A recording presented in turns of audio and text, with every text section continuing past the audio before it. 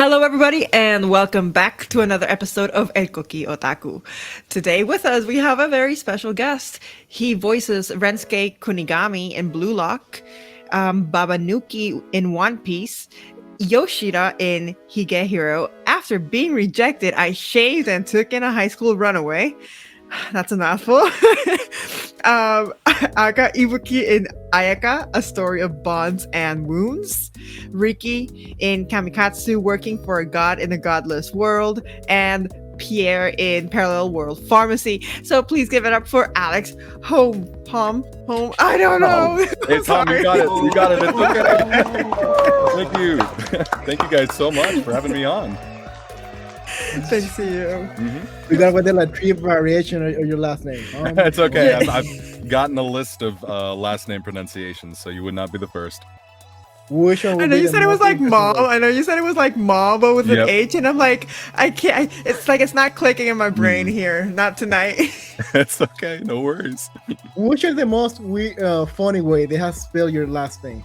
One of the funniest ways that at least somebody has thought my name was said is because I've been called Alex Horn a lot, because a lot of people think it's an R and an N together. They're like super close together, but it's not. It's just an M, and then they don't want to say Hom right off the bat, so they say Horn. It's okay. It's something I've been dealing with for years. Story time. So I don't know if it was written in the. I don't know if Onyx had written Horn. All I saw was HORN, and I thought it was HORN. I'm like, I'm looking, I'm searching for you, and all I get is like the British news person, not news person, TV person. I don't know. I'm like. I don't think this is the guy. Like, I'm sure this is doesn't not have the a lick guy. of anime on there.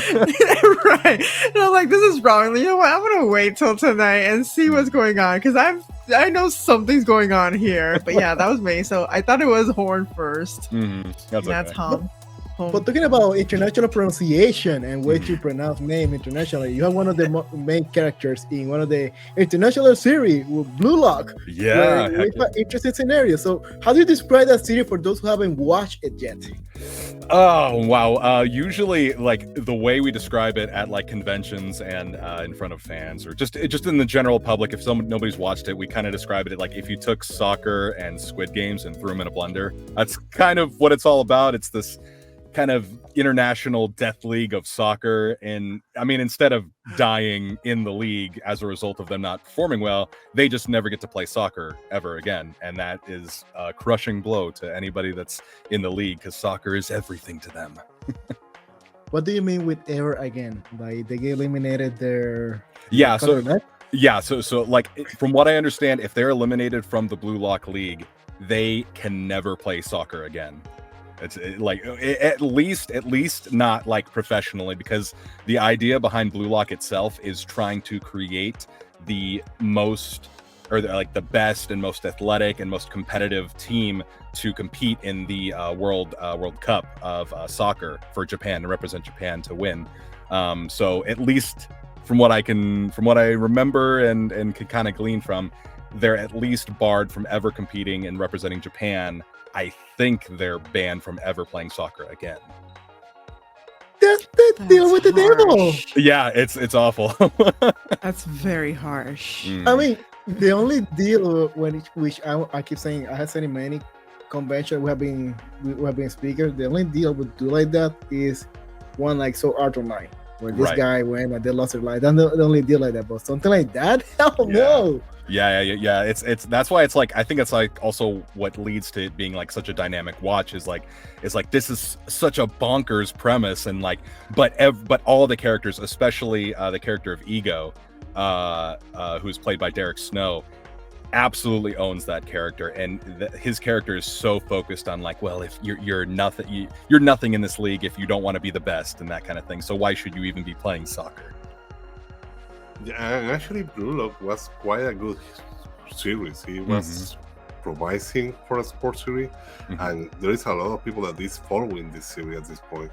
And Rensuke still like got a pretty good point that is the character that you were working on, that you complete the voice acting, right? Yeah. For Kunigami himself. Yeah. Yeah. So that was Honestly, I even say like the amount of people I tell about it, obviously I tell a lot of people about it, but I'm myself am not even into sports animes that much, and I love Bluelock, and I would have loved it even if I wasn't a part of it. But that's what's kind of crazy about it is I love it so much. It's so great. And I will never forget during the FIFA World Cup, Yeah. when Japan was progressing to the bracket, and people were like, "Oh my God, Project Bluelock is on!" And I'm like, "Holy cow!" People are mixing really anime, and you had like anime, you had like soccer fan hype in the social media, and you have anime fan hyping about the World Cup. So I'm like, dude, never seen something like this before. I love it. It was this weird like I mean maybe somewhat intentional but cross promotion between obviously the real World Cup and Bluelock airing at the same time. So I think in one of the matches that Japan played, they actually wore the Bluelock colors, and everyone was freaking out, and everyone was like, "Bluelock is real" online and everything. Yeah, so that was just so much fun to watch and take part in. But I hope we can hit that again at some point. Oh, definitely. A small secret here, guys. So I have. You might imagine many of us have like different social media page, one for what we do, one for personal, where we can like relax a little bit. And for the first time, I'm like going to the Koki Otaku webpage, and they're like all about soccer, the FIFA World Cup, Project Blue, how are they going forward? And I get to my personal page, and they're going also about FIFA World Cup, about how Japan is going forward, and I'm like, holy cow! Like, I mean, this is awesome. But never thought something like that will happen. I know, it's crazy. It's absolutely insane. But I love it. What you like most about your character, about Kunigami? Kunigami, the most I like about him is it's kind of funny. It kind of goes back to getting the role and the director Jonathan Rigg bringing me in. And it's funny because a lot of people that look at Kunigami's character, they're like, oh, he's got like a stern face, he's got spiky hair, you know, he reminds me a lot of like Bakugo from My Hero Academia. So it was funny that Jonathan Rigg brought me in, and he's like, I want you to look at this character. And I did, and I'm like, it kind of looks like Bakugo. And he's like, exactly. That is like what everyone's initial reaction is going to be to seeing this character. They're going to think he's like some hothead, aggressive, mean, just spirited guy. And he's like, but that's not how he is. He is actually kind of like an older brother to the rest of the team. He kind of ensures everybody plays fairly, and he is a little bit of a hothead, but he only gets hot-headed and passionate about people not playing fair or people just kind of going against the rules of soccer, because he's like so iron focused on making sure everybody plays fair and it's a good game and everybody kind of just plays well together. So I just love that. That's kind of like I have an older brother. I'm the younger brother of us too. So I really liked kind of tapping into some of his energy, some of the stuff I've seen over the years, and some of how he's been protective of me and supportive of me over the years. I really tried to tap into that to voice Kunigami. So I kind of really was a good hit home. And talking about big brothers and hype characters, you have one of the latest character in the small, simple series of One Piece, which we think about the character of Babanuki. Yes, Beast Warden Babanuki. He is a ton of fun to play, but very hard on the throat. How do you describe this friendly character? He is the Beast Warden of the prison where Luffy is currently locked down in the Wano arc. And I think he's the one that kind of him and along with Queen kind of initiate this tournament that Luffy has to fight against all the prisoners, and or at least some of the heavy hitters of the prisoner, to kind of like earn his freedom, or at least like, you know, earn his right to kind of state his case and maybe make it out alive. But Babanuki is kind of like Queen's right-hand man, and he's got this giant elephant belt on his belly and that can shoot cannonballs out of the trunk, and it's just it's so much fun. And like, it was funny because when I first got to record for it, I noticed that the elephant does, you know, he makes noises. He doesn't talk, but he laughs and he makes noises, and he sometimes says the attack. And I was like, oh man, I wonder who they're going to get to voice the elephant guy, because that's kind of cool. And the director was like, no, you're going to be doing Babanuki and the elephant. And I was like, oh no, okay. And then, so it's funny. So you'll hear Babanuki like shout like this. He's shouting out his attack, and and then you've got the elephant, he sounds like this, and he's like, okay. So that was just really fun to switch back and forth from, and I love him as a character, and I gotta get really, really caught up on One Piece because it's a series that I really just should fully catch up on. When you say caught up, what episode are you on? That is a good question because I have like bounced around. I've jumped around from like arc to arc, and like I'm trying to like ask my friends who are diehard One Piece fans. I'm like, okay, what are the essential episodes? I'll watch the essential episodes first, and then I'll kind of like go back, and then if I want to watch the fillers and fill in those gaps, I can. But let me get like the main stuff down. So I have like watched up into the Wano arc and a lot of those episodes, but I haven't really watched much past that.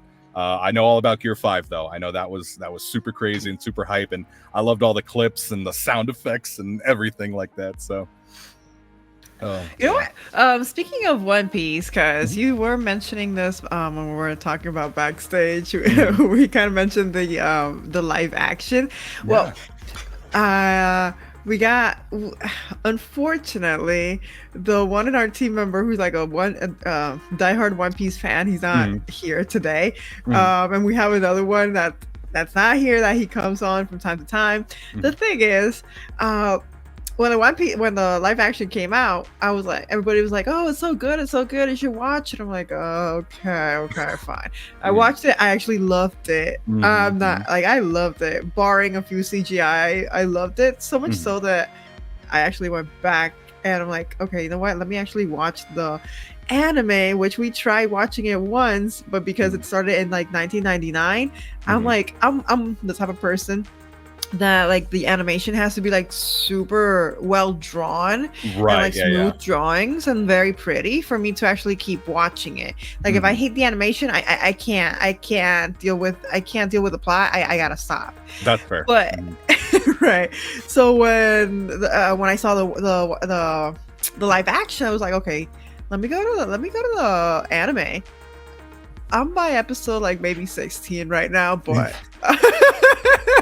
I got a mammoth task ahead of me, but whatever. Yeah, honestly, that's exactly how I feel too, because I'm just like, again, I'm just bouncing around, but I know that I've skipped tons of stuff in the early like 10s and 20s and even the hundreds episodes, and I'm like, I know I got to go back to it. I need the full experience, but it's so hard. We're in the 2020s now. It's so hard to go back to that. But I think there's a lot of people that find it charming as well. Just kind of like that, like a little bit older style or classic style of anime, hard lines and a lot of cell animation, which is always kind of a plus in my book. So, but actually, that's my case. I really love the type of drawing. I'm not that big of a fan of One Piece in general, especially in the case of Year 5. I'm still struggling with the cartoon part now. Right. Actually, I'm on the other side, but a lot of people love it. We need to be clear on that part too. But in general, I prefer that old style, 90s styles in general. Even the new episode that got like so really awesome animation. Those are really nice too. Oh yeah. Because now they're moving like having a top-notch animation. Like they're getting a lot of good director just to get this really important episode, just to get a lot of attention, and it's working great too. But in general, One Piece, I've been tracking it with the manga and the anime for years now, and I don't know how I feel if I need to restart it. Like, hey, let's start over this stuff. It's not an easy task, you know. Yeah, it's like, can I take off all of next year to re-catch up on it? I can tell you like the opening song,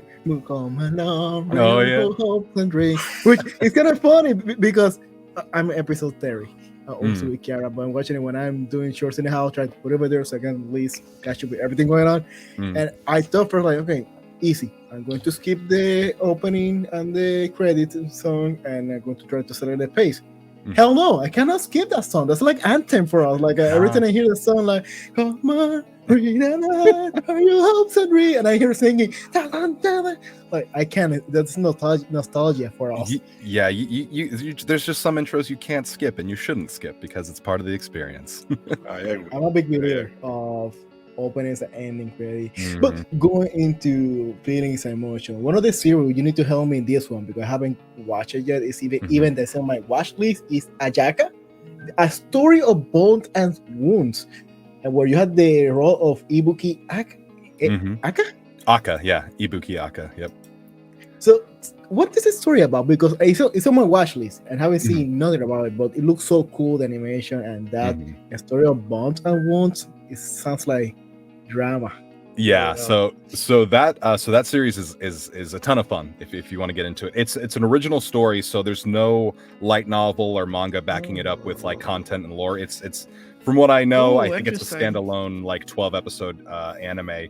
Where it ends, I won't spoil anything, but I will say where it ends, it does kind of lead into a possible season 2 if they want to explore that. But I think because it doesn't have any additional like lore behind it, they might not. But it's a ton of fun. So basically, it's about what's called the Ayaka Islands, and one day, like years ago, the Ayaka Islands volcano erupted and released the fire dragon. And the fire dragon is kind of prophesized to come and start destruction of the Ayaka Islands, and the only thing that can stop it is the water dragon. And I think where the series starts is they don't know where the water dragon is or how to summon it. So one of the characters sacrifices himself to kind of seal the dragon for X amount of years, and until they can find the water dragon, revive it, and hopefully bring balance to the Ayaka Islands. But because of the volcanic eruption and the fire dragon being released, there's kind of this like demonic presence that's released, and they manifest in what's called Aramitama, and they're like these demons that have like a single eye, and they can take a bunch of different forms. Sometimes they're just like ghostly like monsters, sometimes they can like fuse with real world objects. Like there's like a motorcycle looking one, and basically my character, his name's Aka Ibuki, and he basically runs the defense force on the Ayaka Islands, and he kind of like he commands his group of soldiers and everything to fight against the Aramitama, but he kind of comes to head with a lot of the other characters in the anime because the way he does things is very like gritty and very dark and very not really the way that his master taught him how to do, his master being the one that sacrificed himself to seal the dragon. But so Aka's character is very layered, very deep. He kind of carries around a lot of that guilt, and that manifests into his like, well, I need to tap into this dark energy so I can actually be strong enough to protect everyone in case we don't find the water dragon, that kind of thing.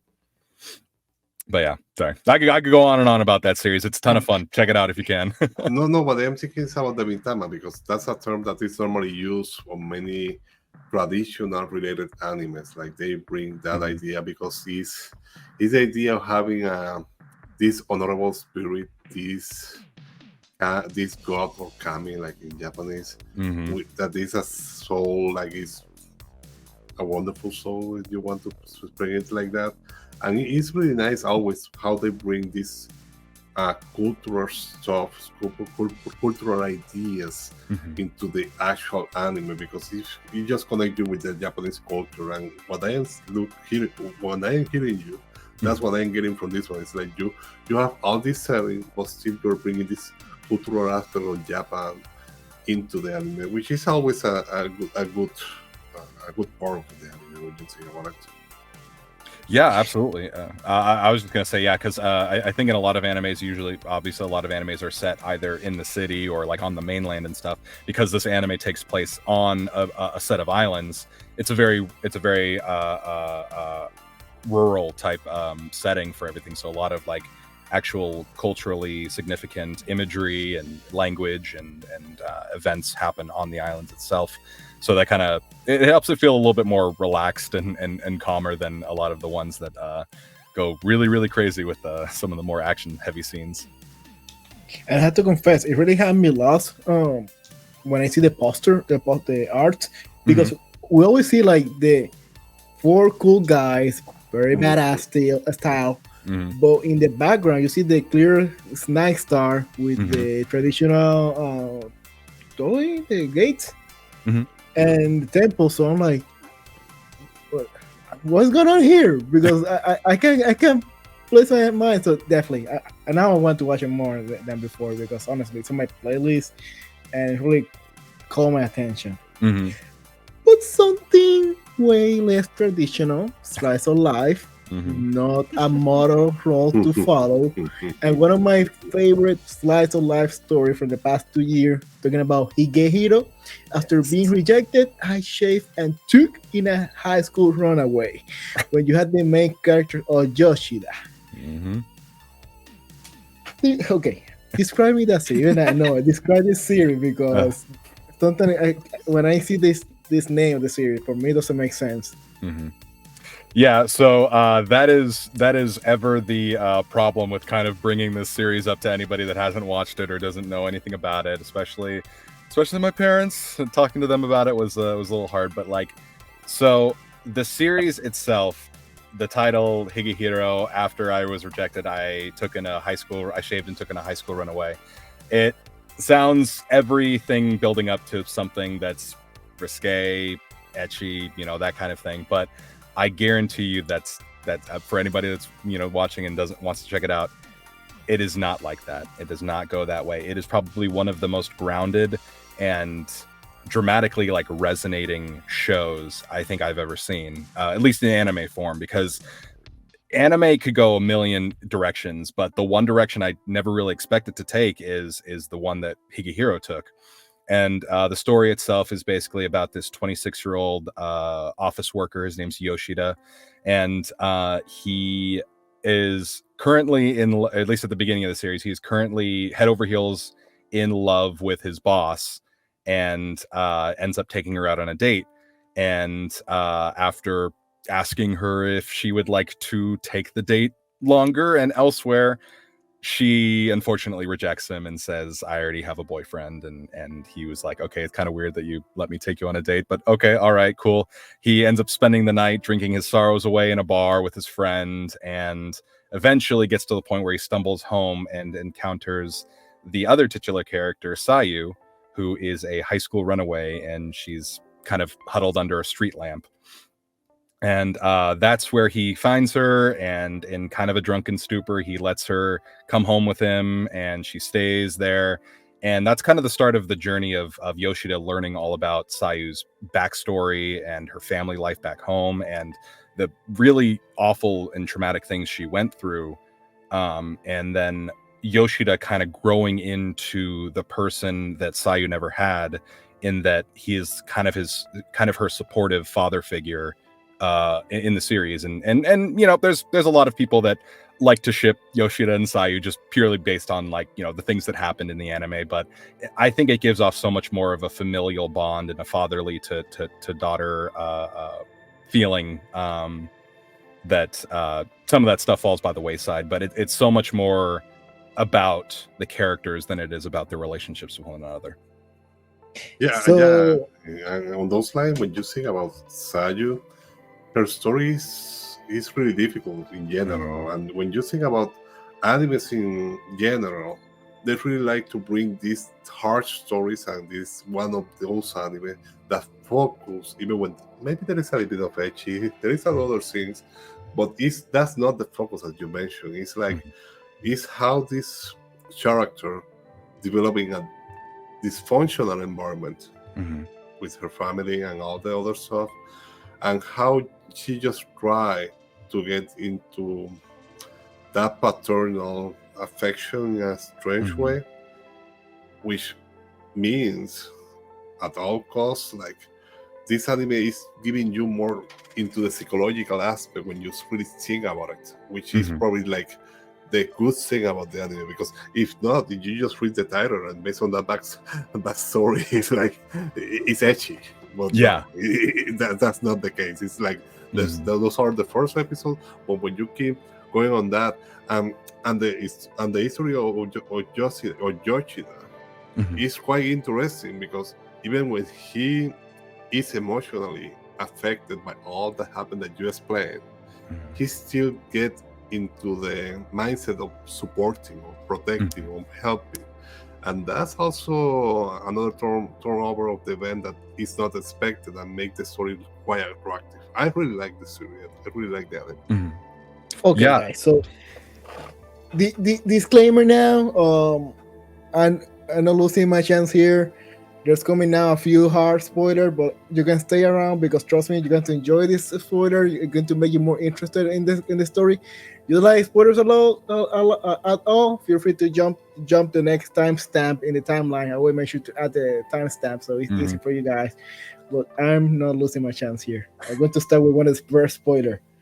Arigato, the manager. That was BS attitude, which I saw from her. The fact that I want to date you now, I have a boyfriend.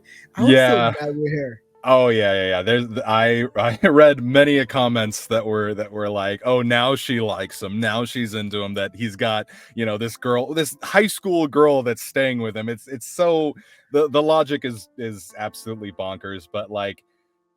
Yeah, and it was funny because like recording for those scenes and doing Yoshida, like obviously voicing Yoshida's thoughts and concerns, I was like, okay, you know, I can kind of understand and see her point of view and see her side of things. But then on the other side of the fence, I'm like, you could have been honest. You could have told me about this from the beginning. It would have been, everything would have been fine. Nothing would have changed. It would have been totally fine. But yeah.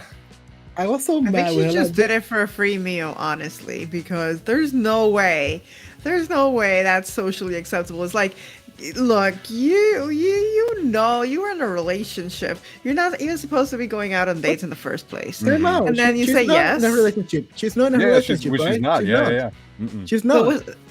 Did she have a boyfriend? Yeah, so that's the thing. The progression of the events is like, you know, the first date they go on, Yoshida asks her to continue the date, and she's like, I have a boyfriend, and that's he's like confused, and then like literally an episode or two later, after Sayu comes into the picture, she asks him out, and then he's like, okay, yeah, sure. Oh, that was the excuse. Got it. Yeah, and then that's when she kind of comes clean. She's like, I never had a boyfriend, you know, and I actually am into you as well. But now the audacity of this. Yeah, and then even Yoshida's like, no, you didn't. No, like it's like, what, are you trying to mess with me? You're trying to play with my feelings even more so. So like he's definitely on the defensive, and he's not ready to accept what she's trying to give to him. So that kind of leads into this whole like, I'll wait for you, you'll wait for me, we'll decide when a time is good, that kind of thing. So I call it BS. I was so mad with that part. I was so mad. Like, girl, you say no already. You lie already. Like, get the hell out of here. She's like giving her opinion. Like, oh, I believe it's wrong. You have 5 years. You're home. I'm like, girl, you let that bus that train is gone. You let it go already. So get the hell out of here. Yep. But we have also a fallen girl here because of the kind of situation. Of course, we have a fallen heart here. It was. I can't remember who was. It was Yusaha Mashima, the blonde. Oh Yuzaha's character, and she's beautifully played by Macy Ann Johnson. I love her performance and pretty much everything she does, because while I think a lot of people didn't respond all that greatly to her character, trying to kind of throw a monkey wrench in between the relationship between Yoshida and Sayu, which again, it's so much more parental than it is romantic, but I just love Macy's voice and how she performs characters, because she's so fun to listen to, and it really helped a lot of the performances being in the booth, getting to hear her performance like before I said my lines or anything that went on like that. I have to admit it. Something that I love about Slice of Life, they will have a moment we're going to trigger your nerve, and this series have a very delicate situation, super awful that happened. That we're all the fan. When we saw it happening, we were all asking for blood. We were like, we need to see blood in this moment. And I don't know. I feel like in the anime, of course, this is anime versus manga. I was expecting more blood, and we were I don't know. I was kind of disappointed. I want to say more aggressive. How do you feel in that part? Yeah. So concerning that is like, I agree. I think it would have been, at least we could have seen things a little bit more real and hard, especially from Sayu's perspective, because she's the one that witnesses it, and that's what traumatizes her, and that's what sends her into spiral. And I think the way it's done in the anime, I do think it's communicated well enough, and it definitely still hits hard. But yeah, I think seeing the actual event, or at least maybe the aftermath of it, I think would have really, really hit the audience in a good, poignant way that would have helped them just see things from Sayu's perspective a bit more.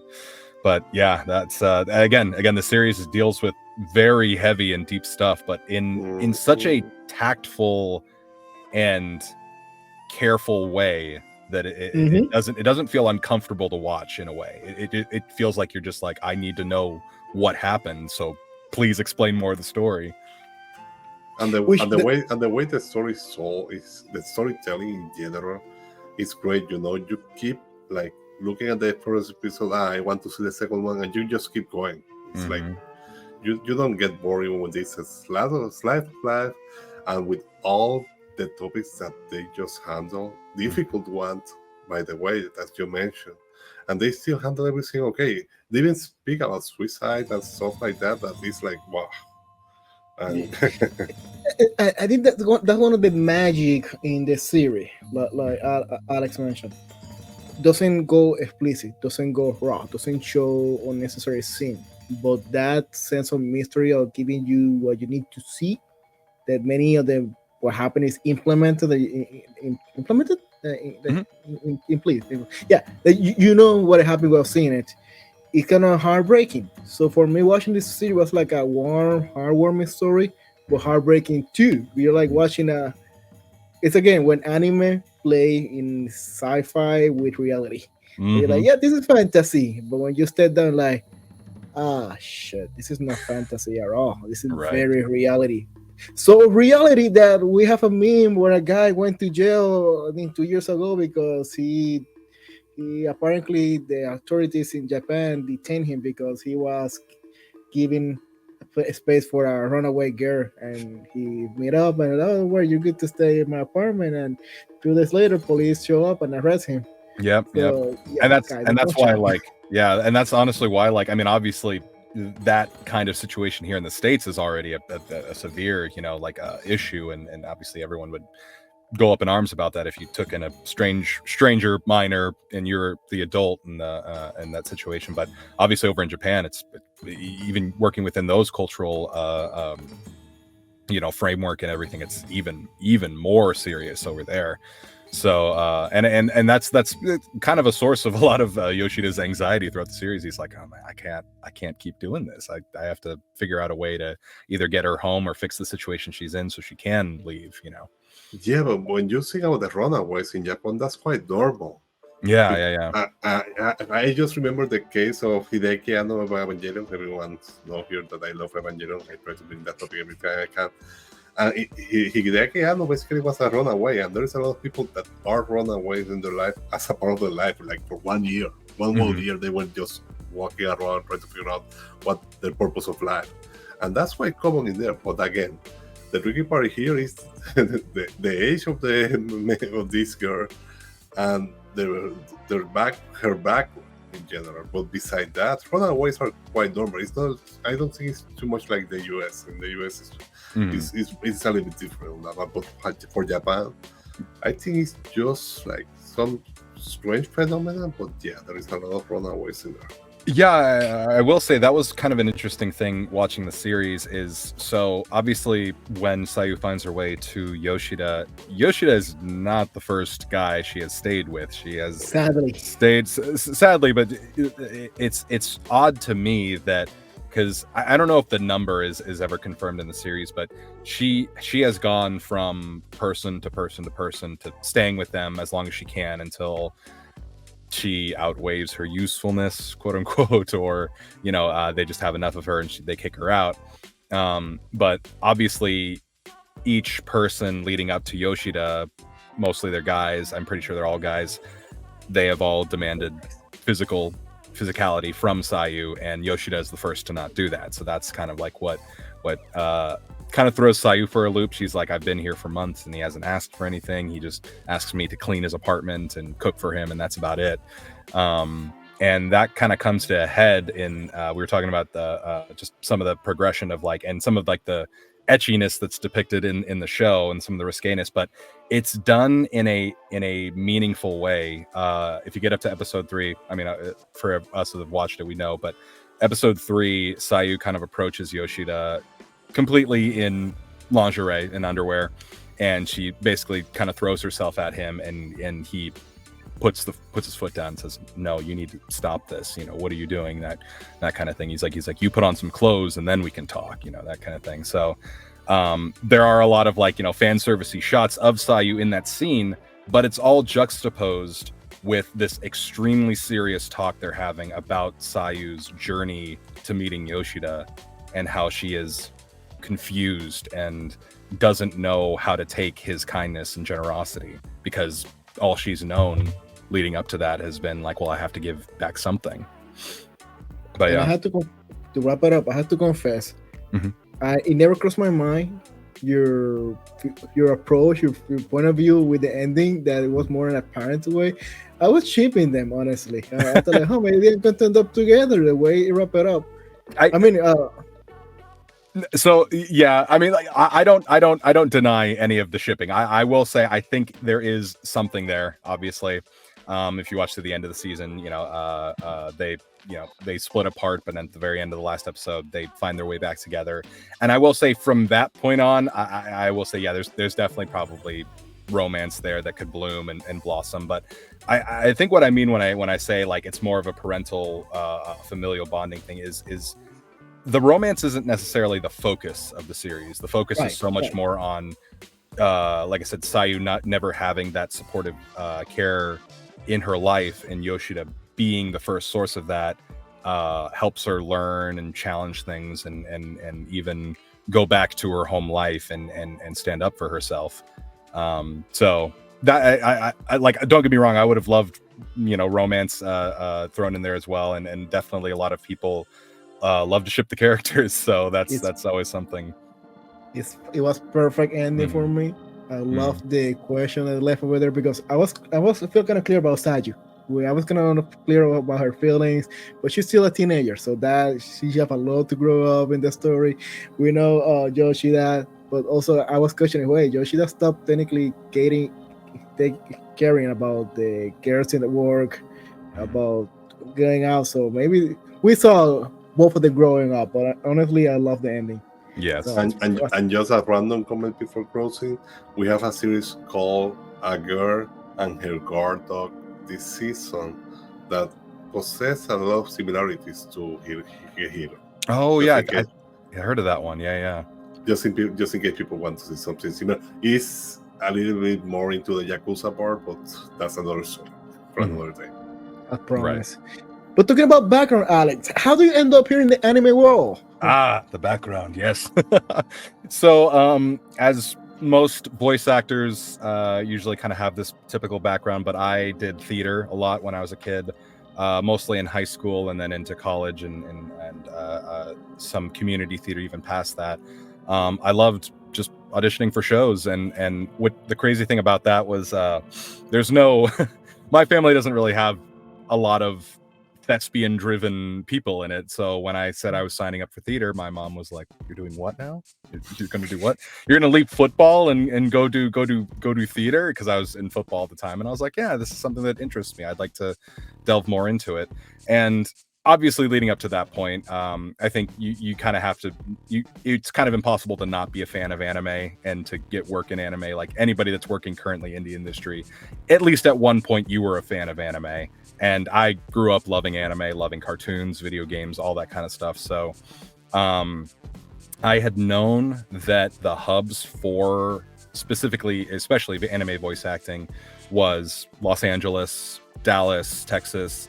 Not so much New York. I know New York does a lot of commercial stuff, movies and that kind of stuff. Sometimes so I think they'll throw some anime in there, but LA and Dallas I knew were like the two hubs, and I was at a point in my life where I was like, I can't afford to move down to LA. So it was interesting because the job that I still currently, I have a day job too. A lot of actors may or may not bring that up, but sometimes we have day jobs that just pay the bills when season is slow or anything like that. But my day job at the time basically pulled us all into a room, and they said, "Hey, you can stay at this office here in California and maybe have a job for the next year or so, or you can take this relocation package and to any of these, states and have a job indefinitely, basically.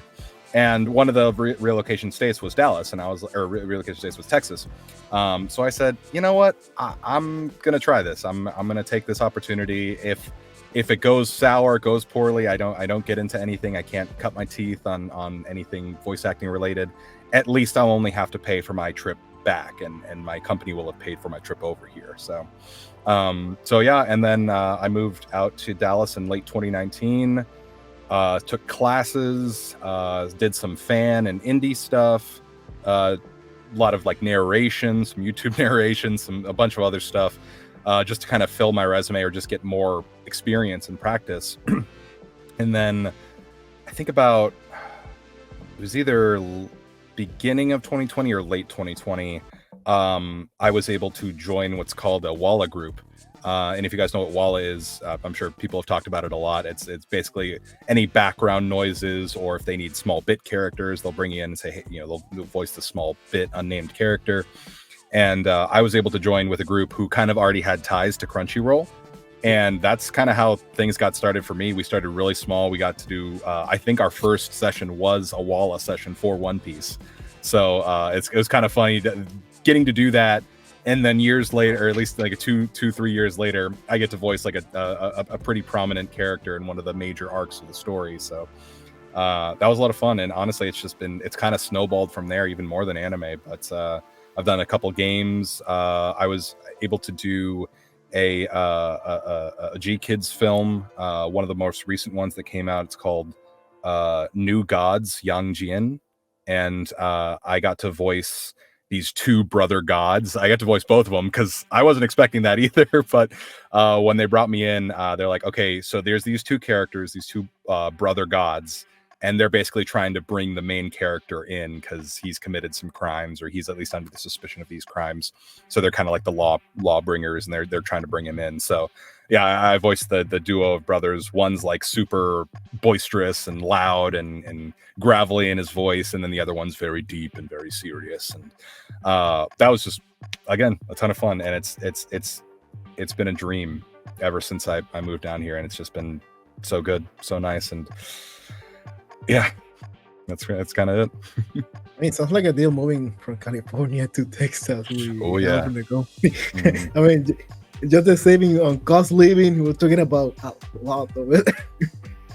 Yeah. It's Texas over here is it's definitely a lot better cost of living than California right now. California's got some things to work out, at least as far as cost of living and everything. But yeah, it's a lot easier to survive out here and afford the basic necessities and like gas, because gas is like $6 in California and it's under $3 over here. So I think we're doing okay. Yeah, with that kind of environment, you're going to feel like you're working in a godless world. And talking about godless world, one of your roles in this series, Ricky, in Kamikatsu, working for a god in a godless world. One of the latest anime released on this year. I never thought see an anime going famous based on the animation. And we're not speaking about 4K animation or super overpaid CGI. We're talking about... Oh, I know what you're talking about. Oh, yeah. Like, it's a meme. It's CGI. So, Alex, how do you describe this piece of gold or super rare? Oh, that show was a riot. Every single episode, something completely... unexpectedly animated, but in the weirdest way would come out in an episode, and it was, I think, just the CG style they were trying to go for. I think I can see what they were trying to go for, but in execution it looks so goofy, and it's funny because the director of that show, Jerry Jewell, he made sure to tell me beforehand, before we recorded, he's like, you're going to see some weird things in the show. The show's going to look a little off sometimes. And I'm like, okay, I'm cool with that. And then I think one of Ricky's first scenes is fighting against this big beast thing that attacks the crop fields or something. And it just looks straight out of like mid 90s 3D animation rigging and everything, and it's so great. But it's a lot of people can choose to like get mad at that or be like, oh, this is a lower quality show because of it, but I just decided to laugh, and it was such a fun show to work on. And Ricky's character is just a guy that pops in every second episode or so. My character is one of the group of characters that just show up to get drunk in any of the given episodes. Something good happens, they get drunk. Something bad happens, they all get together, they drink, and they get drunk. And that was a lot of fun to do. I can tell you, I can tell you, it's one of those series that many of us who became fan, we started watching it and we're like, holy cow, what a piece of crap of animation. But at the same time, we're like, but the story is good and there's material here. And we make it to the point that we rejected for animation, we just took it as a meme. Okay, perfect. I feel like I was thinking like I would love to interview whoever in Japan made the animation studio. But hey, how the hell were you using like leftover from contracts for animation? Because no, I think it was on purpose. I feel they want to bring those type of jokes using the animation, and that was on purpose, because there's no way that was not on purpose. It's so funny. At least I was. No, they used Windows 95. Yeah, it's like they were trying to do it. It's hard to explain. Because they get good animation. It's not that they don't know how to do good stuff. It's that they just put this random stuff in there. Even the story of the guy, come on. I was killed because my father just within a sec into the lake, was it? Come on. It's just funny everywhere. It's just fun. You're right. Hey, my dad is the lead of a cult, and he wanted to offer me to the gods, and he threw me to the deep of the ocean, and I die. And it is a piece of art. But dude, even the pets in the series, you can see like it's a whole program different. And you see the dragon, like you see another program. The name of the tractor, when he got a tractor, they just took a tractor, so a real tractor. I love that because Ricky's character is usually always seen with the character Roy, and that's who's on the tractor. And Roy's beautifully played by my friend Travis. And the moment he recorded that scene, I think like the moment the episode went live, he like cut it and sent it to me. He's like, dude, you got to watch this. It's like 2 seconds, but it is the funniest shot I have ever seen in an anime. I never got to be a part of it in an anime. And it's just funny because it's just a cutout of Roy's face on an actual person like riding a tractor. And it's just like, I'm doing field work today. And I was busting up. It was so good. So good. I saw it first on the social media going wild like fire. And I thought like, it must be a meme. Somebody make it. It cannot be from the series. And when I watch it, I'm like, holy cow, it's real. It's canon. What the heck? And don't get it wrong. Even when you got all that stuff, you got a good story. You got good character development. Even the actual god it's really funny. Like all the evaluation and when you think about how science took over the world, how God's word is praised. This is a quite interesting story behind all this stuff, but it's just fun. They just enjoy whatever they're working on that part. I'm going to bring it because I know you guys are not going to bring it. The fan service, that chapter of the fan service, I never seen something like that. I'm sure they crossed the line of hentai for a few seconds. Like, no, you're not stepping over the line, you're crossing the line. And making it back like, 3-second rule, I'm out of here. I'm like, what? Oh yeah, they stretched that line as far as they absolutely could, and that was actually another funny scene between Ricky and Roy. Is I can't remember exactly what episode it is, but everyone's getting drunk, and Roy is very aggressively feeling up one of the female characters, and then like halfway through his little grope session, it turns out it was an illusion, and he's been groping my character the entire time, and my character's like kind of secretly enjoying it. He's like, oh, please don't do that. Oh, that feels too good. So, oh gosh, that was an absolute riot of a show, and it was so much fun. I really hope they bring season 2. I don't know I if hope there's so too, material, but I can tell you one of the best series in, I think, was spring 2023. And again, that's the proof that not always money make good quality anime. I can True, tell you yeah. this, the budget here was super restrained, but we laugh, and that's something I wouldn't play in front of any parent, any family. Like, No. watch it by yourself. I saw this anime, and I don't know, guys, you saw Excel Saga. It's the same Oh, yeah. concept. Yeah. Something that is low budget, or in general, they have like really good stuff, like picks on that for animation, for story, for whatever, and they just keep working on that their own way. And when you have the final product, it's so funny. Mhm. And again, it got ecchi, it got almost everything that you can get from an anime. Well, come on, you got a Goddess of Love too. Yeah. I guess, even with that, you will enjoy the series. And it's not like this series that will be like I don't even know if we will get a second season, but just with the first season, it was so nice, so good, at least for me. Definitely. It's diamond. It's a piece of diamond. Diamond. Hidden diamond. You need to watch. Very much in the rough, though. Alex, before we wrap it up for today, any words of advice for those youngster or people who aren't considering joining the voice acting career? Yeah, absolutely. So, there is a lot of resources out there. A discussion has kind of come up online about how voice acting is very much at least getting the training to do voice acting is a very privileged thing. It's come up that not everyone has a lot of money to pay for classes and training and exercises, and that's very true. And I absolutely sympathize with a lot of kids going through that, even adults that are going through that. They just don't have the extra money to pay up for classes and everything like that. The best thing you can do for yourself is just get a foundation and a bedrock of acting experience, and you can do that volunteer-wise at your local theater. If there's any local community theater shows going on, I highly recommend that you audition for them. If you're really interested in that, being a part of an ensemble is always a ton of fun, and you get to see and absorb so much of the acting world that can really lend itself into you making strides in the voice acting world. Also, improv.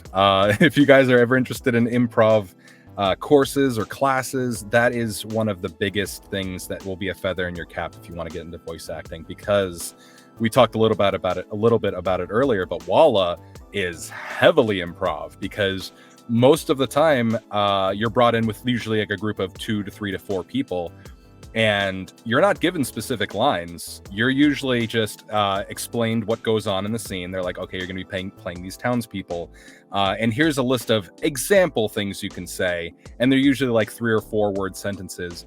But for example, you need to keep going on for 30 to 45 seconds, so you have to think on the fly what regular townspeople would be saying in this instance, or a group of soldiers would be saying, how they'd be communicating with each other.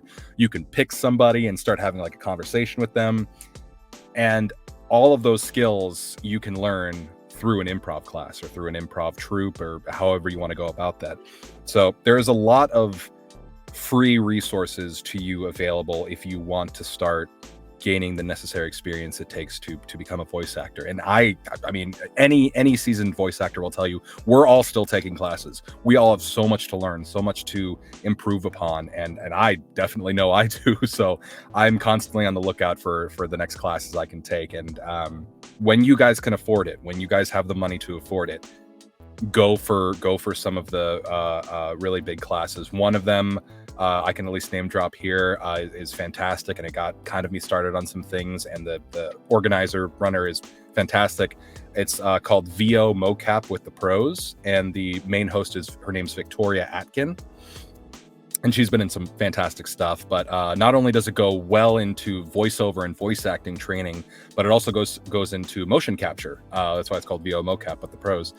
So if you're interested in that, that is a world that I know nothing about, but I'm deeply interested in. So you kind of get a 2-for-1 with that class, learning both sides of the fence. But yeah, I highly recommend you do it. If you're interested in it, I want you to chase your dreams and go for it. And it won't always be easy. You're gonna have some struggles. You're gonna have slow days, weeks, months, even years sometimes. And sometimes it'll feel like you're not making any headway. But I promise, this is definitely a career that if you stick with it, you celebrate your wins no matter how small, and you prop up and support your fellow voice actors and friends, you're going to see a lot of success. You're going to see a lot of things you put into it given back to you. Awesome. Thank you so much, Alex, for joining us tonight. Absolutely. Thank you. For those who haven't followed you yet in social media, where can they find you? Yeah, so you can find me on Twitter, X, whatever name it's called now. My tag is at ACK _ Alex. And just to end on a little note, that's a reference to the very first voice acting job I ever got. I voiced Ak the robot chef in My Time at Porsche, and that was the very first official paid voice acting job I ever got. But that is both my handle on Twitter and Instagram. You can find me on Facebook if you want to. I don't keep it that updated, but it's just my name on Facebook. You can search me up and find me. And then I also have an IMDb page and a ton of other, resume sites that keep track of my credits and everything like that. And so if you ever need to reach out to me, I believe it has my website on there as well. So you can contact me through there, or any of the other avenues that you want to. Awesome. And to make it easy for you guys, like always, down in the description, you can expand the description and you're going to find all these links for Alex page right over there. You expand the description, find Alex links and click, and you're right at Alex webpage. And for us, like always, we humbly ask you for subscribe, like, and share in our YouTube channel page right now. Like this video. Subscribe if you haven't done it yet. It helps us a lot, and it helps us a lot, trust me, guys. And you can follow in our social media in Facebook, Twitter, YouTube, Instagram, TikTok, Twitch, OnlyFans. No, not yet. I don't know what else you can find us, honestly, but any social media except OF, honestly. And Alex, thank you so much for joining us. Hopefully we'll see you in the next time, and you guys see us in the next episode. Absolutely. Thank you guys so much. This was a ton of fun. I'll talk to you guys later. Sayonara. Yeah. Bye-bye.